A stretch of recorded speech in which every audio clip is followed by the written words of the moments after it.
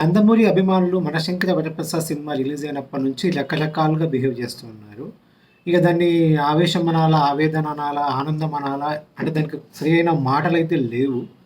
విషయం ఏంటి అని చెప్పేసంటే హైకోర్టు లేటెస్ట్‌గా 'శంకర వరప్రసాద్' టీమ్ మీద చిన్నగా మొట్టికాయలేసిందనమాట. ఏంటి అని చెప్పేసంటే, "అసలు మేము మీకు పర్మిషన్ ఇవ్వలేదు. ఎట్లా పెంచుకున్నారు మీరు?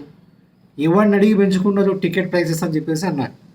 వాళ్ళు ఇలా అనడం కామన్. ప్రతి పెద్ద సినిమా రిలీజ్ అయినప్పుడు సేమ్ టాపిక్ అనేది వస్తుంది. వాళ్ళ నుంచి దాన్నేమంటారు మందలింపులొస్తున్నాయి. గవర్నమెంట్ అయితే ఇవ్వమంటూ మళ్ళీ పర్మిషన్స్ ఇస్తున్నారు. 'రాజా సాబ్‌కి' కొంచెం చాలా లేట్ అయింది. 'రాజా సాబ్' విషయంలో అన్యాయం జరిగిన 'ఓజీకి' గానీ, 'గేమ్ చేంజర్' గానీ, 'అఖండ 2' కూడా వచ్చినాయి ఆల్మోస్ట్ అనుమతులు లాస్ట్ మినిట్‌లో. సో, ప్రతి సినిమా విషయంలో పైగా కామన్ పీపుల్ కూడా పోయి కేసులేస్తున్నారు. హైకోర్టులో కేసులేస్తున్నారు. ఇట్లా అధిక టికెట్ ధరల్ని నియంత్రించాలి అని చెప్పేసి. సో, ఇదొకటి. నెక్స్ట్ ఏమైంది అని చెప్పేసంటే అఫీషియల్‌గా వాళ్ళడిగారు. మీరింత 300,00,00,000, 400,00,00,000 అని చెప్పేసి అనౌన్స్ చేస్తున్నారు కదా! దీనికి లెక్కలేంటి? 400,00,00,000 ఏసారు ఆల్మోస్ట్ అటు ఇటుగా. 400,00,00,000 నిజంగా వచ్చాయా? వస్తే వాటికి సంబంధించిన లెక్కలు మాకు కావాలి. సో, వీళ్ళిప్పుడు ఈ లెక్కలు గనక బయట పెడితే 18% ట్యాక్స్ కట్టాలి. చాలా డబ్బులు ఆల్మోస్ట్ 50,00,00,000 గ్రాస్ అనేది ఆళ్ళకే కట్టాల్సి ఉంటదనమాట. 50,00,00,000 అటు ఇచ్చేసేయాలి. కాకపోతే గ్రాస్ అనేది ప్రొడ్యూసర్‌కి వచ్చే ఇన్‌కమ్ కాదది. ఓవరాల్‌గా వచ్చిన కలెక్షన్. అంటే ఇప్పుడు మనకి ఒక రెస్టారెంట్‌లో వచ్చే కౌంటరు అది మొత్తం కౌంటర్ బిల్ అన్నమాట. అందులో చాలా ఖర్చులు తీసేస్తే మిగిలేది కదా ఓనర్‌కి ప్రాఫిట్. ఆ లెక్కన నెట్ షేర్ ఇది ఒరిజినల్ అనమాట. అంటే అందులో హాఫ్ మాత్రమే ఒరిజినల్ అనమాట. అంటే ఒరిజినల్ అంటే వచ్చే ప్రాఫిట్ అనమాట. 400,00,00,000 వేస్తే 200,00,00,000 180,00,00,000 షేర్ అటు ఇటుగా వచ్చినట్టన్నమాట. 400,00,00,000 గ్రాస్ చేశారంటే 180,00,00,000 అటు ఇటుగా 200,00,00,000 400,00,00,000 గ్రాస్ చేశారంటే 200 పైన షేర్ అటు ఇటుగా వచ్చినట్టన్నమాట.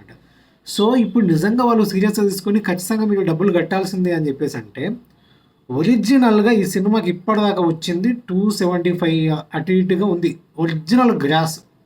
షేర్ వచ్చేసి 160 ప్లస్ 170 వరకు ఉంది. ఈ లెక్కన వాళ్ళు గనుక నిజంగానే ఒక 70,00,00,000 వరకి వాళ్ళు ఇన్‌కమ్ ట్యాక్స్ కట్టేస్తే అప్పుడు వచ్చే గ్రాసు 200కి పడిపోద్ది. 200కి అంటే నిజంగానే సినిమా బ్రేక్ ఈవెన్ అవ్వడం అనేది కష్టమవుద్ది.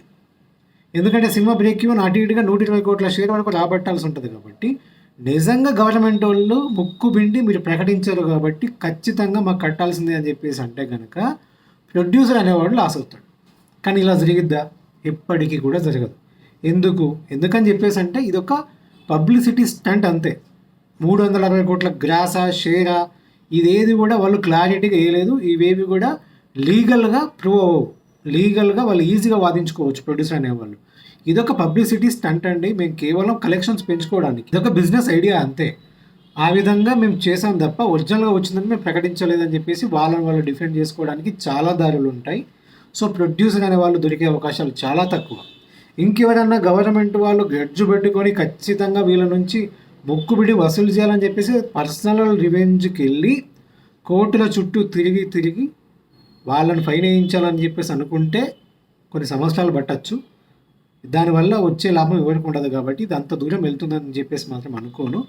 కానీ కొన్ని రోజులు ఫ్యాన్స్‌ని కంగారు పెట్టడానికి, యాంటీ ఫ్యాన్స్ హ్యాపీగా ఫీల్ అయ్యేలా చేయడానికి మాత్రం ఇలాంటి న్యూస్ అనేది చాలా యూజ్ అవుతాయన్నమాట. సో, ఎవరు కంగారు పడాల్సిన అవసరం లేదు. చిరంజీవి గారి ఫ్యాన్స్. సినిమా మళ్ళీ వీకెండ్‌లో పుంజుకుంది. మళ్ళీ మంచి కలెక్షన్ తీసుకుంటుంది. సండే రోజు ఆల్మోస్ట్ 1,00,000 టికెట్లకు పైగానే తెగాయి. 1,20,000 వరకు ఉన్నాయి. ఈరోజు రిపబ్లిక్ డే మళ్ళీ హాలిడే కాబట్టి మళ్ళీ మంచి కలెక్షన్ వస్తుంది. అన్ని సినిమాలు బాగా ఆడుతున్నాయి. ముఖ్యంగా 3 సినిమాలు. చాలా బాగుంది. సినిమా ఇండస్ట్రీ పరిస్థితి చాలా బాగుంది. Thank you guys.